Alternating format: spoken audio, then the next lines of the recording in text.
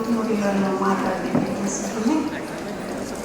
ಪ್ರಪ್ರಥಮವಾಗಿ ಪರಮ ಪೂಜ್ಯ ಡಾಕ್ಟರ್ ಅಂಬೇಡ್ಕರಾದ ಚನ್ನಬಸವ ಪಟ್ಟದೇವರ ಇನ್ನೂ ನನ್ನ ಹೃದಯ ಕಮಲಗಳಲ್ಲಿ ಧ್ಯಾನಿಸುತ್ತಾ ನಾಡೋಜ ಪೂಜ್ಯ ಶ್ರೀ ಬಸವಲಿಂಗ ಪಟ್ಟದೇವರ ಚರಣ ಕಮಲಗಳಲ್ಲಿ ವಂದಿಸುತ್ತಾ ದಿವ್ಯ ನೇತೃತ್ವವನ್ನು ವಹಿಸಿದಂಥ ಪೂಜ್ಯ ಶ್ರೀ ಗುರುಬಸವ ಪಟ್ಟದೇವರ ಹಿರಿಯ ಸಂಸ್ಥಾನಕ್ಕೆ ಇವರಲ್ಲಿಯೂ ಕೂಡ ಒಡಮಟ್ಟು ಇವತ್ತಿನ ಕಾರ್ಯಕ್ರಮದ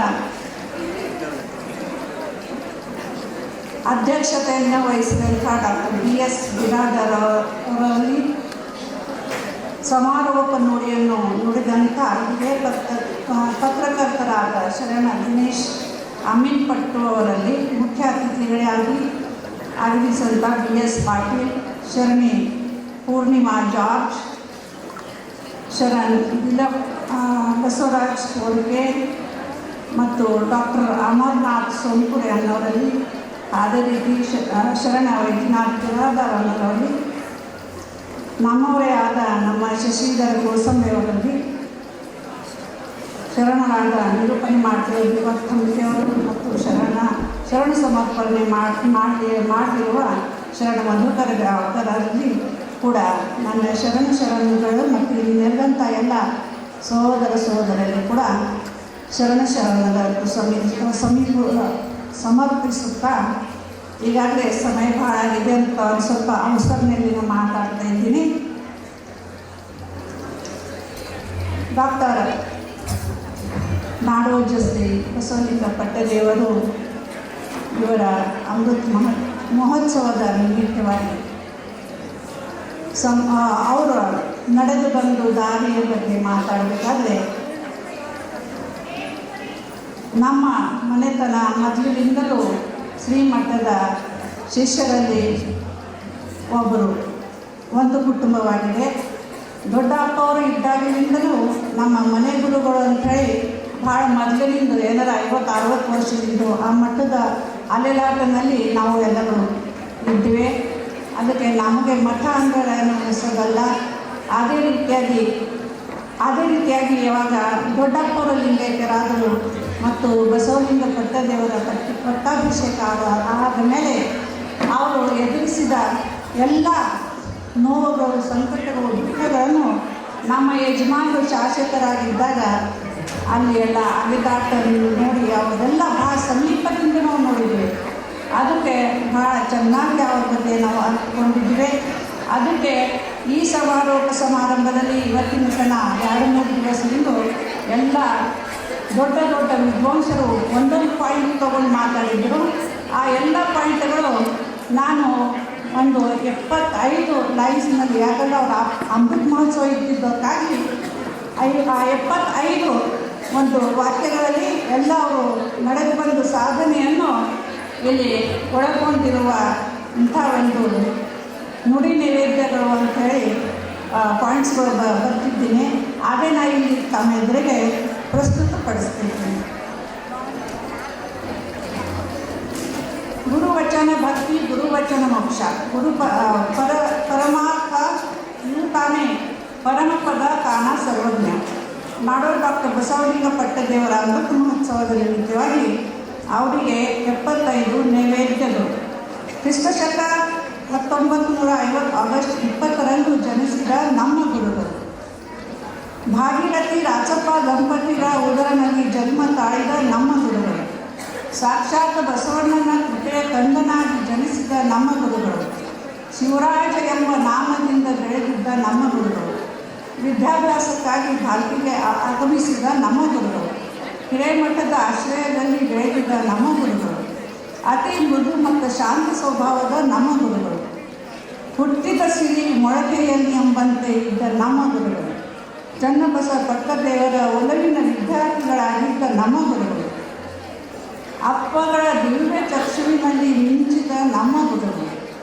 ಗುರುವಿನ ಕೃಪಾಶೀರ್ವಾದದಿಂದ ಬಲ ಪಡೆದ ನಮ್ಮ ಗುರುಗಳು. ಅನೇಕ ವಿದ್ಯಾರ್ಥಿಗಳಲ್ಲಿ ಅಪ್ಪಗಳ ಮೆಚ್ಚುಗೆಗೆ ಪಾತ್ರರಾಗಿರುವ ನಮ್ಮ ಗುರುಗಳು. ಹಿರೇಮಠದ ತನ್ನ ಮುಂದಿನ ಕುಡಿ ಇವರೇ ಎಂದು ಗುರುತಿಸಲ್ಪಟ್ಟ ಇವರೇ ನಮ್ಮ ಗುರುಗಳು. ಬಯಸದೆ ಬಂದ ಭಾಗ್ಯವೆಂಬಂತೆ 1985ರಲ್ಲಿ ಪಟ್ಟಾಧೀಶರಾದ ನಮ್ಮ ಗುರುಗಳು ಸತತ 20 ವರ್ಷಗಳ ಪರ್ಯಂತ ದೊಡ್ಡ ಅಪ್ಪಗಳ ಸೇವೆಯಲ್ಲಿ ನಿರತರಾದ ನಮ್ಮ ಗುರುಗಳು. ಚನ್ನಬಸವ ಪಟ್ಟದೇವರ ಕರಸಂಜಾತರು ನಮ್ಮ ಗುರುಗಳು. ಅಪ್ಪಗಳ ನೆರಳಾಗಿ ಹೆಜ್ಜೆ ಮೇಲೆ ವಸತಿ ನೀಡಿ ಆಶ್ರಯದಾತರಾದರು ನಮ್ಮ ಗುರುಗಳು. ಹಿರೇಮಠದಲ್ಲಿ ನಿತ್ಯ ಅನ್ನದಾಸೋಹವನ್ನು ನಡೆಸಿದ ನಮ್ಮ ಗುರುಗಳು. ಕಲ್ಯಾಣ ಕರ್ನಾಟಕದ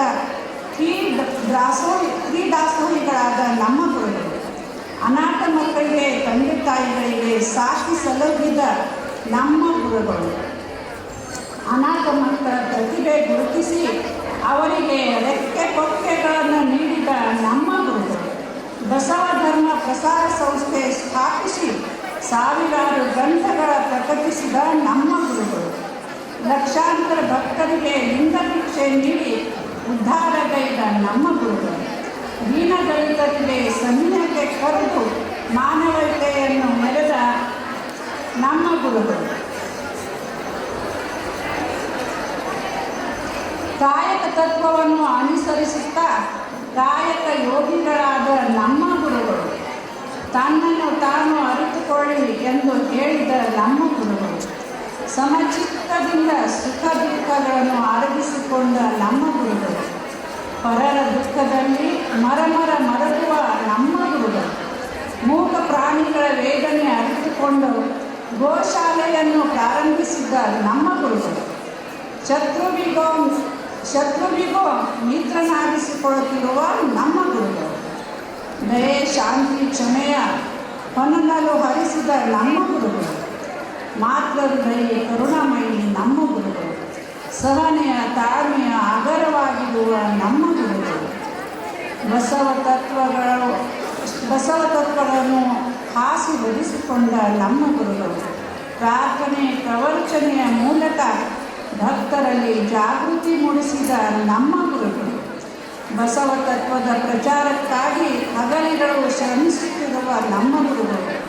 ಮಹಾರಾಷ್ಟ್ರ, ತೆಲಂಗಾಣ, ಆಂಧ್ರದಲ್ಲಿ ಪ್ರಪ್ರಥಮವಾಗಿ ಬಸವ ದೀವಿಗೆ ಹಚ್ಚಿದ ನಮ್ಮ ಗುರುಗಳು.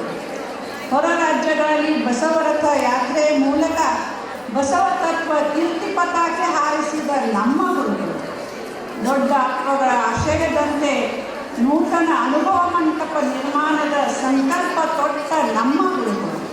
ಇಳಿ ವಯಸ್ಸಿನಲ್ಲೂ ಸಂಕಲ್ಪ ಪೂರ್ತಿಗಾಗಿ ತನ್ನ ಆರೋಗ್ಯ ಲಕ್ಷಿಸಿದ ದುಡಿತಿರುವ ನಮ್ಮ ಗುರುಗಳು. ಭಾರತೀಯಲ್ಲಿ 46 ವರ್ಷದಿಂದ ನಿರಂತರ ಶ್ರಾವಣ ಮಾಸದ ಪ್ರವಚನ ನೀಡಿ ನಮ್ಮನ್ನು ಪುನೀತರನ್ನಾಗಿ ಮಾಡುತ್ತಿರುವ ನಮ್ಮ ಗುರುಗಳು. ಬಸವ ಧರ್ಮದ ಪ್ರಚಾರಕ್ಕಾಗಿ ಹಲವಾರು ಗ್ರಾಮಗಳಲ್ಲಿ ವಿದ್ವಾಂಸರಿಂದ ಪ್ರವಚನಗಳನ್ನು ಆಯೋಜಿಸಿದ ನಮ್ಮ ಗುರುಗಳು.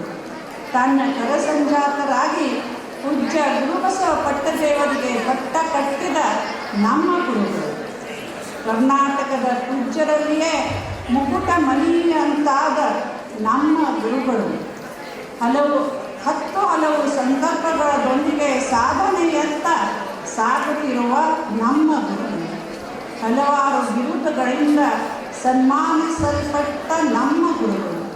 ತನ್ನ ಗುರುವಿನ ಗದ್ದುಗೆಯ ಸ್ಥಳವನ್ನು ಭಾರತೀಯ ಶ್ರದ್ಧಾಸ್ಥಾನವನ್ನಾಗಿ ಮಾಡಿದ ನಮ್ಮ ಗುರುಗಳು. ರಾಜ್ಯ ಮತ್ತು ರಾಷ್ಟ್ರ ಮಟ್ಟದಲ್ಲಿ ತನ್ನ ಘನ ಕಾರ್ಯದಿಂದ ಖ್ಯಾತಿ ಪಡೆದ ನಮ್ಮ ಗುರುಗಳು. ಭಾರತೀಯ ಹಿರೇಮಠವು ಕರ್ನಾಟಕದ ಒಂದು ಆದರ್ಶ ಮಠವನ್ನಾಗಿ ಮಾಡಿಸಿದ ನಮ್ಮ ಗುರುಗಳು.